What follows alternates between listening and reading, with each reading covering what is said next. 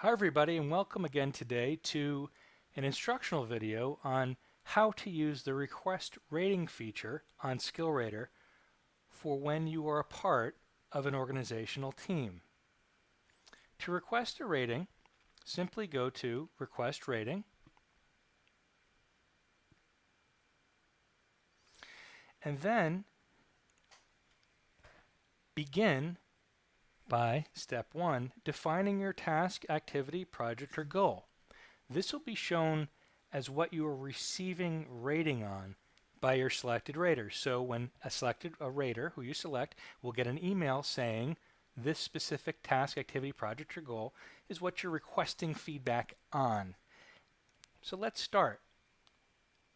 Let's do a specific activity that you've done. So in my case, I'm doing an activity right now. I'm demonstrating skillrater,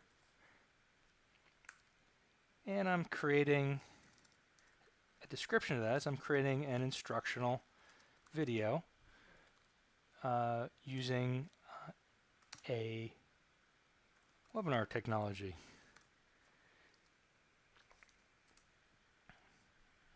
Now, when I want to select a skill, I should always select a team skill when I'm on a team. So if you're part of multiple teams, you'll want to find the team that you're on first, and then you will see the skills related to that particular team. For the sake of this particular exercise, let's choose Todd's accountability group. And we know here by the definition here, profitability, this is one of them. Another one is accountability leadership. So you see, just put your cursor over the question mark to see the definition. It's related to your accountability. And now select the raters associated with this. So several ways you can select raters. Number 1, system users. Number 2, team or company. LinkedIn, Gmail, paste or select or type in a CSV file. So the one you're going to want as a team member is to select this, team company, because most likely you're going to be asking for rating or advice from other people on your team. So we did select Todd's accountability group. So what I'm going to do is click on Todd's accountability group and select a user from this group. Just going to select one for now. Then I'll select permissions, and of course in permissions you can do my teams so that only your team, which is Todd's accountability group, can see that particular rating. That way you can collaborate within your team to look at ratings and discover how to get better together around that particular activity. And right after that, all you do is press send request. Once you send the request, of course the next step is to rate yourself, because that's the only way you're going to know the difference between how you perceive yourself with relation to the skills or specific activity here, in this case demonstrating skillrater, and how others perceive you. So I appreciate my demonstrating skillrater because I am being clear about what I'd like others to know about in order to make the best use of the tool on a company team. And I'm just going to give myself let's say a 4-star positive difference. So these are specific indicators regard to accountability leadership, positive difference. With profitability, I put it's highly evident. There is evidence. Here is some evidence. So let's make it most evident. In teamwork, we're just going to do it by stars. So here, very good, almost good, and this is perfect. So there are different indicators here. They're system indicators. I'll put perfect. I'll enter my advice. Ask for feedback from others as to whether or not I was clear in my instruction. And then I just press submit.